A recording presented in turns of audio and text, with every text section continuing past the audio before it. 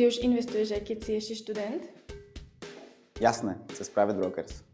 Čo ťa na investovaní najviac baví alebo motivuje? Tak na investovaní ma najviac motivuje jednoznačne vidieť na lepšej, perspektívnejšej budúcnosti, keďže na bežnom účte mi peniaze stoja. Práve naopak, pri investovaní sa mi zhodnocujú. Prečo práve cez Private Brokers?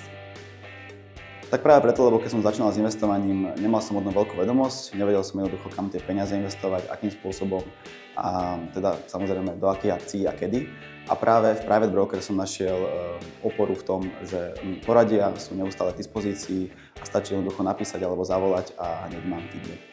Čo by si odkázal ostatným študentom, ktorí ešte len uvažujú o investovaní? Tak keď sa pozerám spätne na svoje investičné začiatky, tak pamätám si, ako som váhal, ako som sa bál svoje peniaze len tak niekam poslať s tým, že či ich vôbec niekedy ešte uvidím. Ale keďže teda v investovaní ide najmä o ten čas, tak odporúčal by som určite neváhať a investovať cez Private Brokers.